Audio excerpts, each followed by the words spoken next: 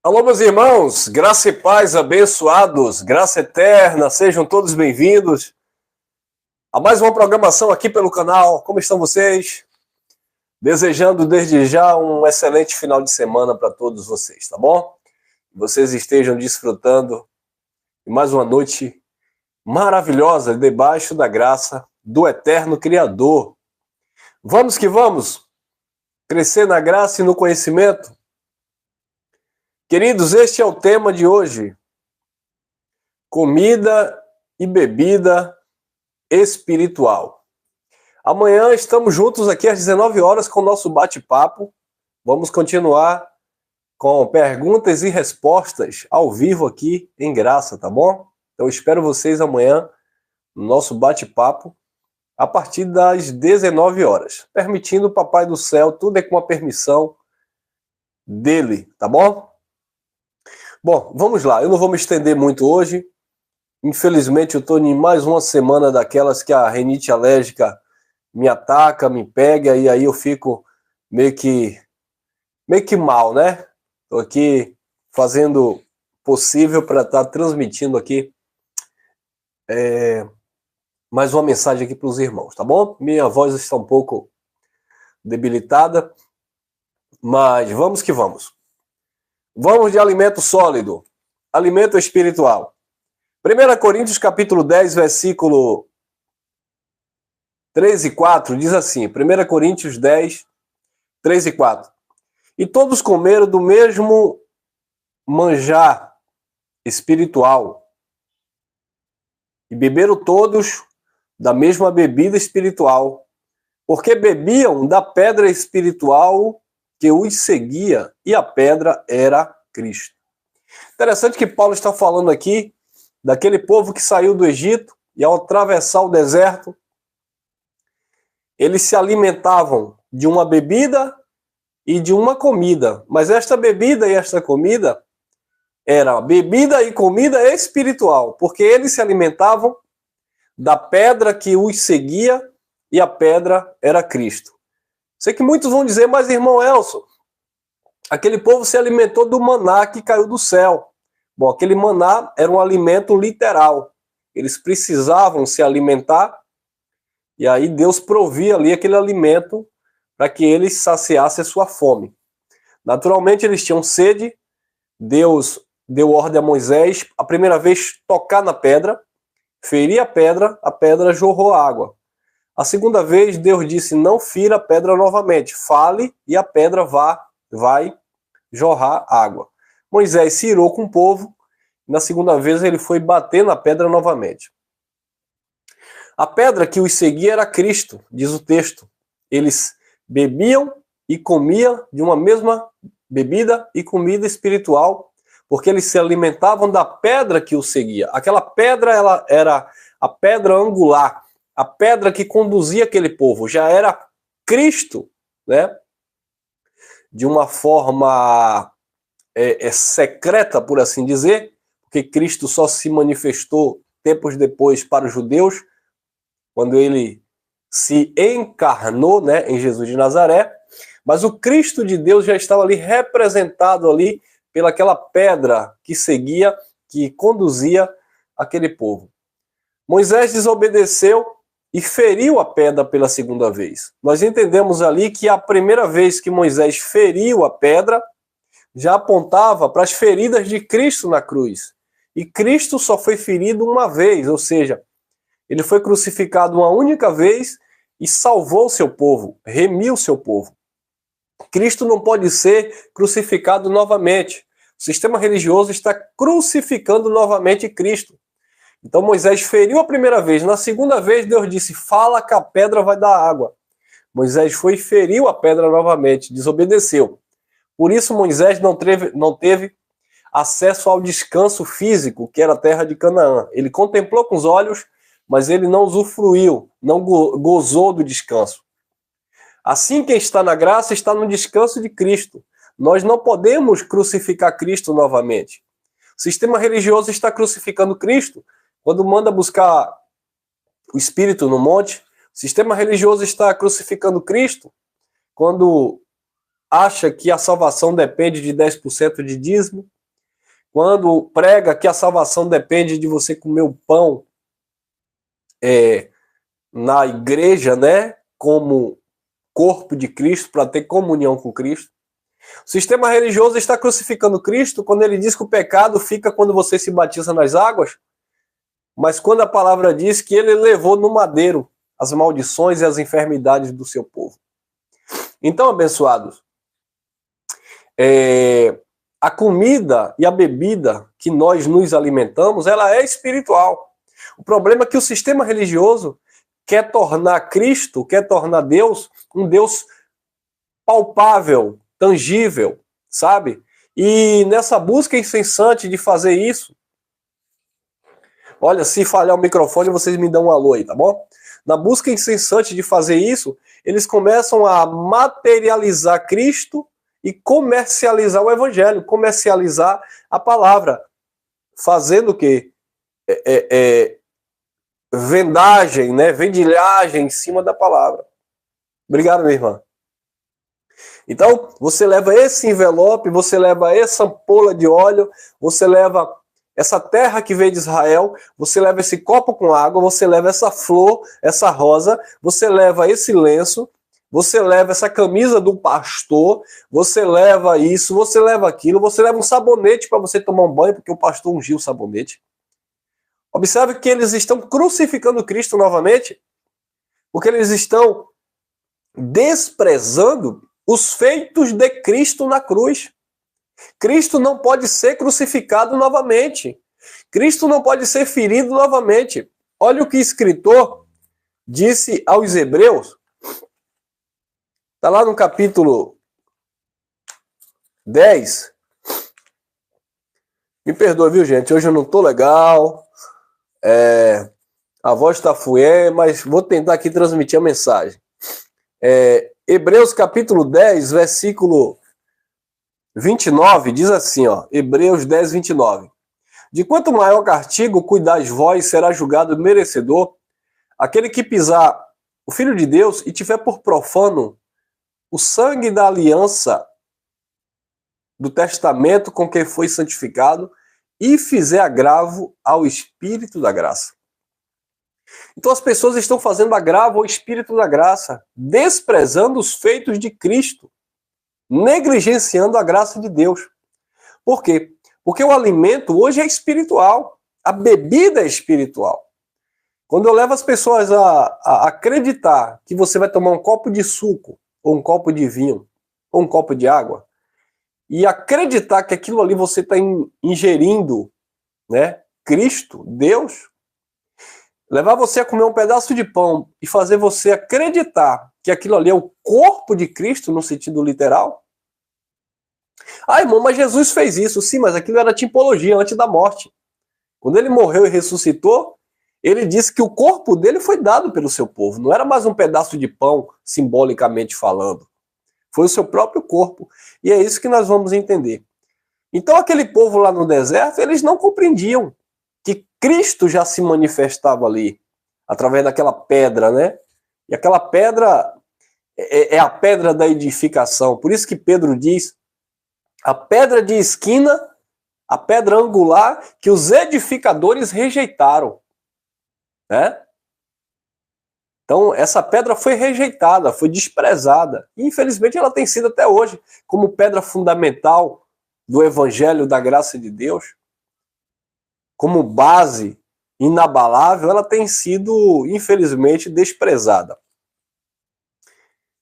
Olha lá, livro histórico de João, por favor, capítulo 6.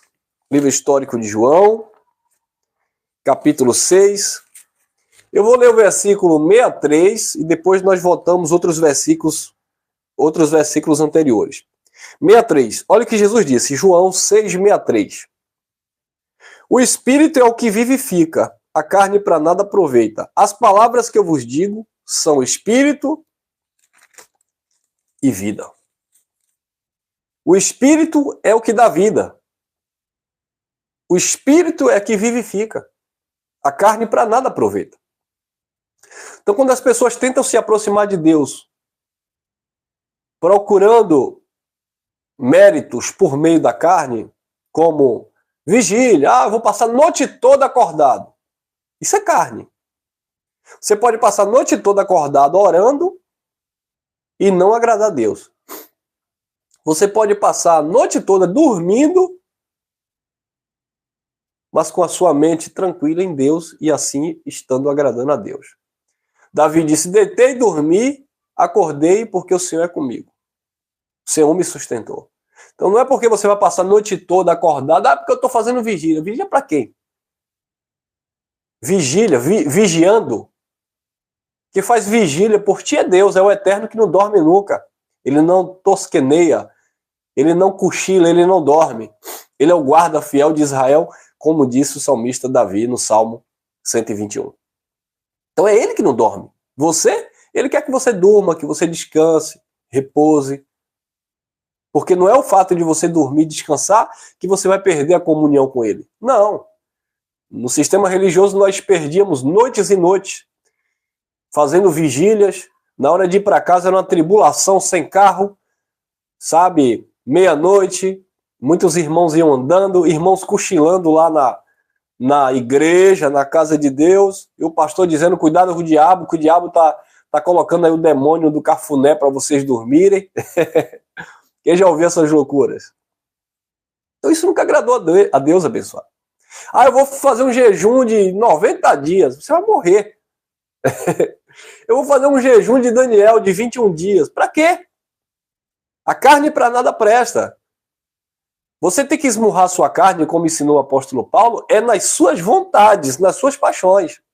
Paulo disse em 1 Coríntios, capítulo 9, versículo 27, eu esmurro a minha carne ou o meu corpo, para que pregando aos outros eu não venha a ser reprovado.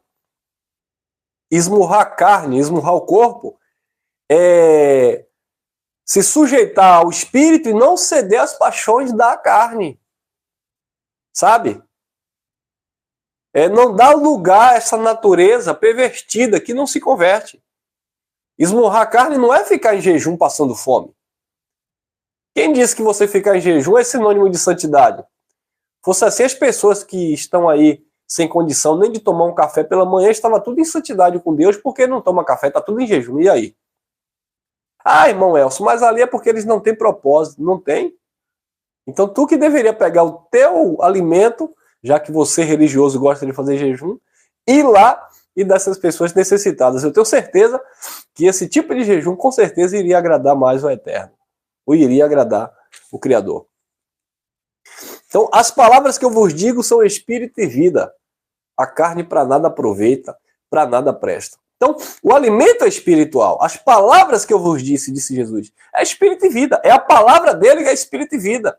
Não é você comer e beber literalmente. Não é você comer pão, beber suco, ou não comer, ou não beber, que você vai agradar a Deus. Não é isso. É você crer na sua palavra. A sua palavra é espírito e vida. Esse é o alimento que nutre a nossa fé. A fé vem pelo ouvir a palavra de Deus. Essa palavra é um alimento que nos faz crescer. Desenvolve. Como nós pregamos recentemente. O menino é amado por Deus, é filho de Deus, mas o menino precisa crescer. Pelo tempo decorrido, já era para serem mestres, mas precisa de leitinho ainda, porque age como menino. Tem que deixar as coisas de menino, tem que crescer, e o alimento para crescer é a graça de Deus. Pedro disse, crescei na graça e no conhecimento de Deus. Então, para você crescer no sentido espiritual, de entendimento espiritual, é por meio do alimento que é espiritual. A palavra de Deus, que é espírito e vida. E não por liturgias religiosas, por paga-preço, por sobe-monte, por isso, por aquilo que, na verdade, é um jugo pesado que só traz aflição para a alma e não gera nenhum tipo de descanso espiritual na sua mente, na sua alma. Amém? Desculpe. Agora olha lá, João capítulo 6 ainda. Eu vou ler um texto, é um pouco longo, mas é um texto simples de entender para você ver que de fato o alimento é espiritual. Era disso que Jesus falava. Não é o alimento literal. Eu não tenho que beber um copo com água que o pastor orou porque está dizendo que agora é santo. Eu não tenho que mandar o pastor derramar o óleo na minha cabeça porque esse óleo representa a unção de Deus. Não. Nós não estamos em um pacto de representatividade. Nós estamos em um pacto real, pacto espiritual. O pacto da carne passou. O pacto do espírito permanece, que é a graça de Deus. É o ministério do Espírito, né? Diga-se de passagem. João 6:31 em diante. Olha que relatório interessante. Nossos pais comeram maná do deserto, como está escrito. Deu-lhes a comer o pão do céu. Isso foram os fariseus questionando Jesus. 32. Disse-lhe, pois, Jesus, na verdade vos digo, Moisés não deu o pão do céu, mas o meu Pai vos dá o verdadeiro pão do céu. 33. Porque o pão do céu é aquele que desce do céu e dá vida ao mundo. Então o pão do céu não é o pão da padaria, não é o pão da ceia. O pão do céu é aquele que dá vida ao mundo, Cristo. 34. Disseram, pois, Senhor, dá-nos sempre desse pão. E Jesus lhe disse, eu sou o pão da vida. Aquele que vem a mim não terá fome. E quem crê em mim nunca terá sede. Mas é fome de comida e sede de água? Claro que não, porque Jesus não estava falando de coisas naturais, coisas literais. Cristo estava falando de coisas espirituais. Ele era o pão da vida. Ele era o alimento, ele era a água espiritual. A água que ele ofereceu e deu àquela mulher samaritana. O pão que ele estava propondo para que essas pessoas se alimentassem dele para que tivesse vida. 36. Mas já vos disse e também vos vistes e contudo não crerdes. Vocês não creem. Vocês preferem acreditar no lenço do pastor, na toalha do pastor, na água, sei lá o que, tanta coisa. Na terra que o pastor ora, no óleo, no envelope, na rosa, na caneta. Para com isso, irmão. Vocês ouvem, mas não creem. Porque o pão e a comida e a bebida é espiritual, mas as pessoas querem materializar Deus. Aí não conseguem entender Deus com a mente carnal. 36. Mas já vos disse que também vós me vistes e contudo não crestes. 37. Todo que o Pai me dá virá a mim, e quem vem a mim de maneira nenhuma lançarei fora. Não existe negócio de perder salvação para com Deus. 38. Porque eu desci do céu não para fazer a minha vontade, mas a vontade daquele que me enviou. 39. E a vontade do Pai que me enviou é esta, que nenhum daqueles que ele me deu se perca, mas que eu ressuscite no último dia. 40. Porquanto a vontade daquele que me enviou é esta, que todo aquele que vê o Filho e crê nele tem a vida eterna. Eu ressuscitarei no último dia. Murmuraram, pois, eles, os judeus, porque dissera, eu sou o pão que desceu do céu. Murmuraram porque Jesus disse que era o pão que desceu do céu. 42. E diziam, não é este Jesus, o filho de José, cujo pai e a mãe nós conhecemos? Como ele disse que desceu do céu? Viu aí? Mais uma vez, tirando a credibilidade de Cristo, porque estava olhando segundo a carne e não entendendo a mensagem que Cristo estava dando, que era espiritual. Então as pessoas, muitas vezes, tira a credibilidade do evangelho, tira a credibilidade da palavra, ou nega a credibilidade do evangelho, porque as pessoas se acostumaram na religião a tocar, a sentir, glória, eu senti um arrepio aqui agora, foi Deus me tocando. Não, foi Deus não, irmão, foi emoção, foi o frio. Eita, glória, o irmão falou e agora me subiu um fogo aqui, deve ser fogo estranho, irmão. Porque quando você sente graça em você, mediante a pregação da verdade, você se alegra, você se regozija, aí é outra história. Mas essa coisa de emocionalismo, de ui, que arrepio. Glória, senti agora a unção de Deus. Deus não está nessas coisas.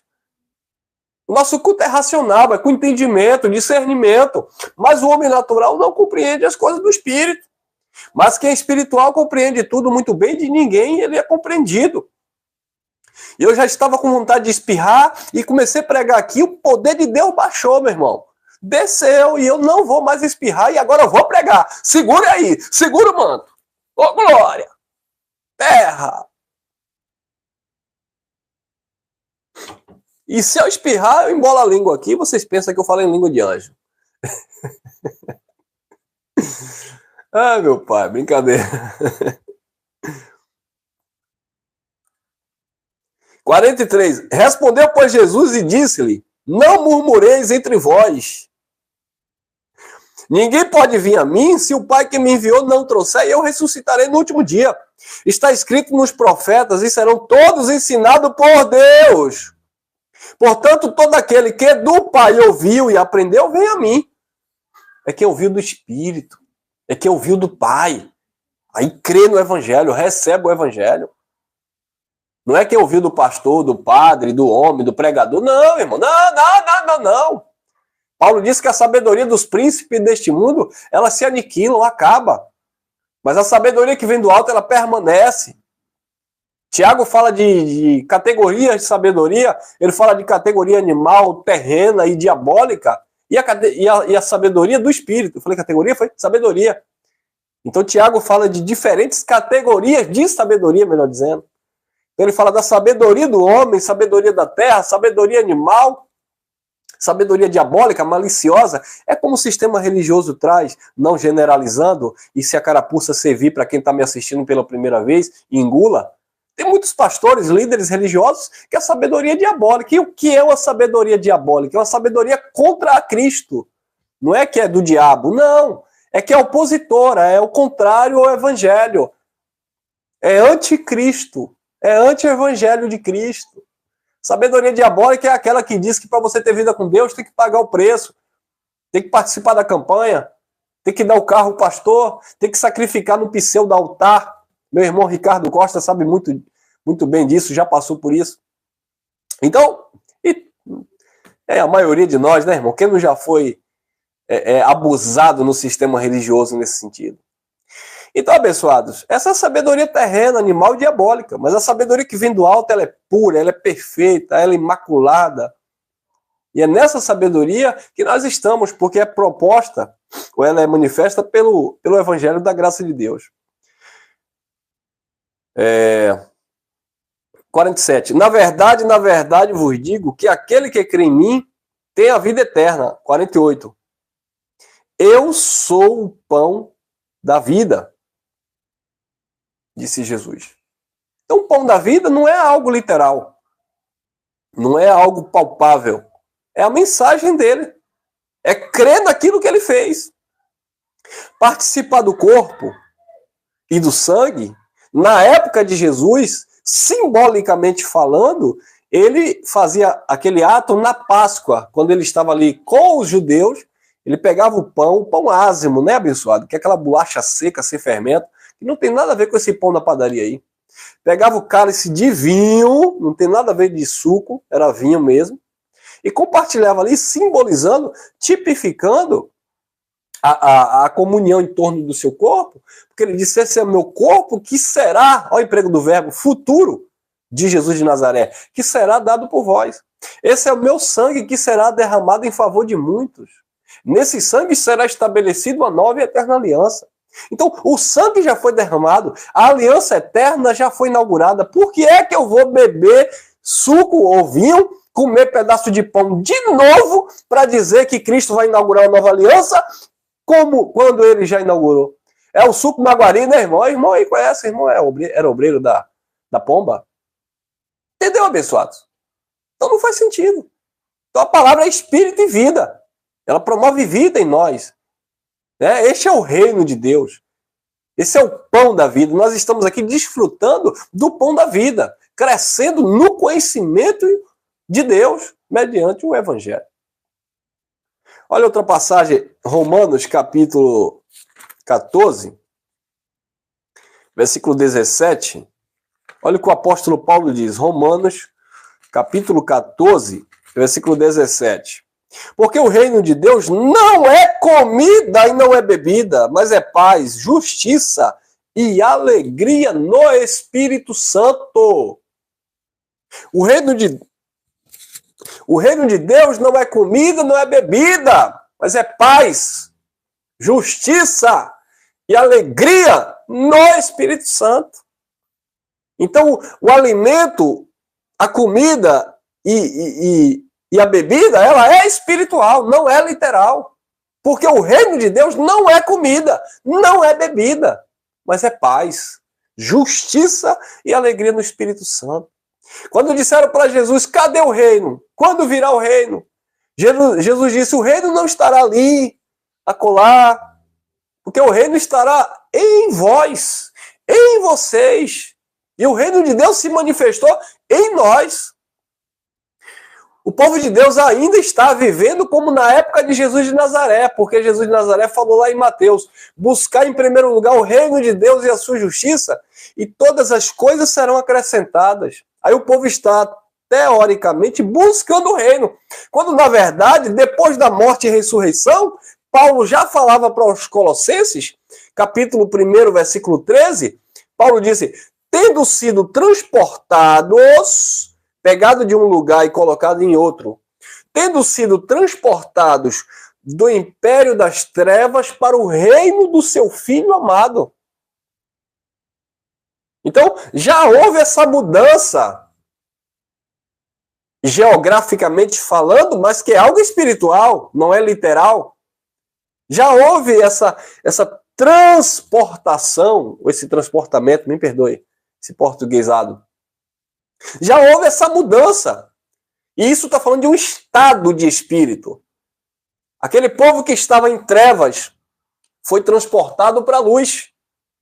Porque o reino de Deus não é comida, não é bebida, mas é paz, justiça e alegria no Espírito Santo. Na lei não tinha paz, na lei não se praticava justiça, na lei não tinha alegria do Espírito Santo. No Evangelho da Graça de Deus, onde a palavra, onde o alimento, onde a comida e a bebida é espiritual, você tem paz, justiça e alegria no Espírito Santo. Desde quando você pratica o Evangelho da Graça de Deus. Se não pratica, pode ser filho? É filho de Deus? Sim, mas não vive o reino de Deus. Não desfruta da glória do reino de Deus. Hebreus capítulo 28, versículo... Perdão. Hebreus capítulo 12, versículo 28. O apóstolo diz, tendo sido transportado é Colossenses. Hebreus capítulo 12, versículo 28. Tendo, pois, recebido um reino que não pode ser abalado, retenhamos a graça de Deus, pela qual, por meio da graça, sirvamos a Deus agradavelmente, com reverência e santo temor. Então, para servir a Deus, nesse time da história, é por meio da graça de Deus. Por quê? Porque eu não posso servir a Deus por meio de liturgia religiosa. Atos proféticos. Não, a lei e os profetas se cumpriram em Cristo. Cristo é o fim da lei dos profetas. Porque toda a lei e os profetas profetizaram até João Batista. Ah, mas eu vou fazer o ato de Eliseu. Eu vou fazer o ato de Elias. Eu vou fazer o ato de Daniel. O povo não vive para Deus, o povo vive. Presta atenção. Os filhos de Deus hoje, sem entendimento do Evangelho da Graça, obviamente, não vivem para Deus. Vivem na sombra dos personagens bíblicos de Israel. Você já viu isso? Campanha de Elias. Conserte o teu altar para o Senhor descer fogo. Aí não entende que fogo é juízo. Fogo é para destruir. Senhor, derrama teu fogo sobre nós. Ai, Rabai. Senhor, quero ser batizado com fogo. Nem sabe o que está pedindo, irmão. Fogo era sinônimo de juízo, queimado, destruição. Campanha do profeta Eliseu. Campanha do jejum de Daniel. Campanha do desafio de Gideão. Campanha do sacrifício de Isaac. Campanha da fita vermelha. Como é daquela mulher lá que guardou os espias? É Raabe? Acho que é, né? É isso. Campanha da fita vermelha, da corda vermelha de Raabe, que desceu os espias. Campanha da mulher do fluxo de sangue, que tocou na orla do manto e foi curada. Campanha derrubando o gigante, né, Golias? Campanha derrubando a muralha de Jericó. Quer dizer, o povo não vive para Deus. Imagine uma conjecturando aqui. Imagine Deus olhando assim. Imagine Deus olhando e dizendo: meu pai, onde foi que eu errei? O que é que esse povo está fazendo? Imagine, vamos conjecturar aqui. Imagine Jesus fazendo assim, ó. Aff, tudo que eu fiz parece que foi em vão. Eu já disse que cumpri a lei e os profetas. Eu já disse que levei no madeiro as maldições. Eu já disse que perdoei o povo. Eu já disse que resgatei o povo. Eu já disse que estabeleci uma nova e eterna aliança. Eu já disse isso, eu já fiz isso. Eu já declarei daquela cruz há mais de 2000 e poucos anos atrás. Tetelestai, está consumado. Olha o que o povo está fazendo. Olha o que o povo está fazendo. Eu já disse que com o único sacrifício eu aperfeiçoei para sempre o meu povo. Mas olha o que o povo está fazendo. Procurando perfeição na carne. A carne não é para você buscar perfeição. A carne é para você fazer morrer. É diferente. A carne é para você neutralizar nas suas impulsões, nas suas paixões. Você não doutrina a carne. A carne não se converte. Ela tem que ser domada à força. É isso mesmo. Ah, irmão, mas a palavra diz que não é por força, não é por violência. Não é por força, não é por violência, é as coisas de Deus. Porque é pelo Espírito. Mas as coisas da carne é por força. Se você é um mentiroso, você tem que se esforçar para não mentir mais, rapaz. Se você é um cachaceiro, um pingunço, um pé d'água, está se acabando nas drogas, você tem que se esforçar para deixar. Não é ficar, Jesus de Nazaré, eu vou fazer um jejum para Deus tirar a vontade de fumar. É melhor deixar logo de fumar. Você sabia que tem crente fazendo isso? Você sabia que tem crente que é viciado na pinga, na Heineken, é viciado na cachaça, mas ele faz jejum para deixar de beber. Não era melhor deixar de beber, fazer jejum logo da cachaça? Hã? Olha aí o mistério. Eu vou fazer um jejum aqui porque eu não aguento ver a mocinha na rua que eu fico olhando. Faz um jejum do teu zóio logo. Para de olhar para aquilo que não te pertence. Eu vou fazer um jejum aqui porque... Ih, rapaz. Eu vou fazer um jejum porque eu... Olha, eu não aguento ouvir desaforo, eu caio logo para dentro, eu arrebento. Faz um jejum da tua língua, da tua mente. Para de ficar visualizando besteira, emprestando os teus olhos para coisas que você sabe que corrompe o teu entendimento para com Deus.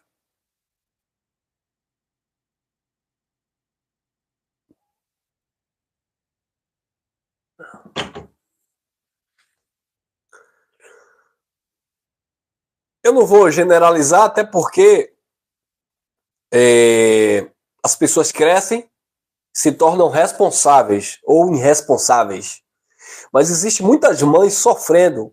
Pai também, mas a maioria são as mães que são mais emotivas. Muitas mães sofrendo dentro do sistema religioso. Jejuando, se consagrando, jejuando. Se sacrificando, dando dinheiro no altar.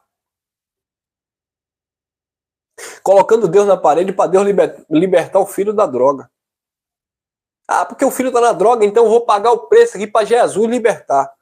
Não estou generalizando. Mas muitas dessas pessoas, quando o filho pequeno, criança em casa, fumava, bebia.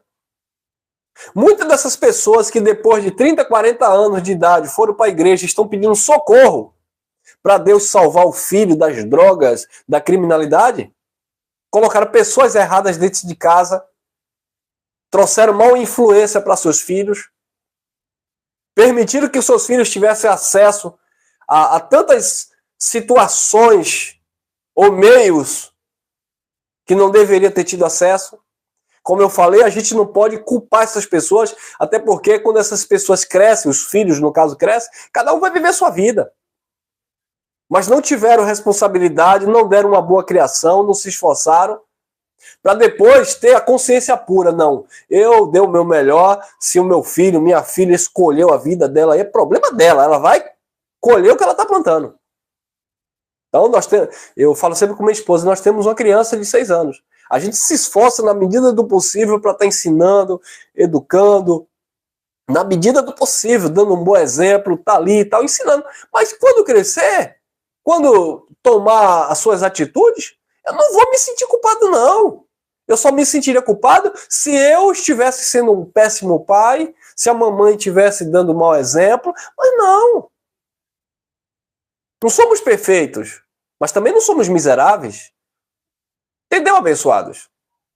Mas, infelizmente, tem pessoas sofrendo no sistema. Senhoras de 30, 40... Foi uma ofensa aqui as mulheres de 30, né? Senhoras de 60 até 70 anos sofrendo no sistema religioso, orando pela filha, porque a filha está não sei aonde, e o que foi que aconteceu, e que o diabo pegou, e está jejuando, e o pastor disse paga o preço para salvar seu filho, paga o preço para tirar seu filho da droga, manda o pastor orar, e o pastor ora, e o pastor jejua, e não adianta nada, porque não vai adiantar. Agora, se você tem uma vida para com Deus, tem um conhecimento da palavra de Deus, o que você pode fazer é aconselhar. Já está vivendo, infelizmente, nessa vida errada, vai lá, dá conselho. Olha, meu filho, não é assim, eu sou mais velho que você, já passei por isso, já apanhei na vida, tome cuidado com a sua vida, olha como está o mundo hoje, você está vendo. Ensina. Porque o alimento é espiritual, não é nada literal, não é, vou fazer a campanha, vou beber 1 litro de água inteirinho para o meu filho se libertar das drogas. Vai beber 1 tonel de água. Mas o pastor orou, vai, bebe um galão de 20 litros todinho. Ô, irmão, tu é incrédulo? Eu não sou incrédulo, não, eu sou realista. Irmão, mas a irmã Joaquina fez uma campanha no monte e o pastor disse que o filho ia se libertar das drogas e o filho se libertou. Uau! Glória a Deus! Probabilidades existem. Será que não vai acontecer nada naturalmente falando? Foi porque o pastor orou, porque o pastor pediu? Ou às vezes até o constrangimento da mãe olhar para o filho e dizer toda noite: olha, eu estou pagando preço por você, eu estou sofrendo por você. Você está aí nas drogas, na bebida, o meu pastor está orando por você, viu? Meu pastor está orando sim, meu pastor é homem de Deus. Ele está orando por você. Estou pagando preço por você. Aí o menino olha para a mãe e diz: rapaz, minha mãe está sofrendo. Aí chega para o colega: rapaz, eu estou vivendo uma vida aí miserável. Minha mãe está orando por mim, minha mãe está sofrendo. Aí o colega diz assim: rapaz, por que tu não sai dessa vida? Ele sabe de uma? Eu vou sair dessa vida. Aí ele: mamãe, eu saí dessa vida, mamãe. Eu não vou mais roubar, não vou mais traficar, eu não vou mais encher a cara de droga. Aí a mamãe corre pro pastor: pastor! Deu certo, pastor, o jejum! A tua oração, o pastor, aleluia! Eu não disse, irmã Veralina, eu não disse que quando eu orasse o teu filho ia... Não, irmão. Foi porque o filho se compadeceu que ele viu lá a mãe sofrendo e ele disse: vou parar com isso antes que minha mãe morra. Amém, abençoados? Ficamos por aqui. Graça e paz, graça eterna. Até amanhã, permitindo o eterno, tá bom? O alimento e a bebida é espiritual. Que nós venhamos nos alimentar sempre deste bom alimento que é a palavra de Deus e viver o evangelho da graça de Deus. Amanhã às 19 horas, estamos juntos. Graça e paz, graça eterna. Vamos que vamos.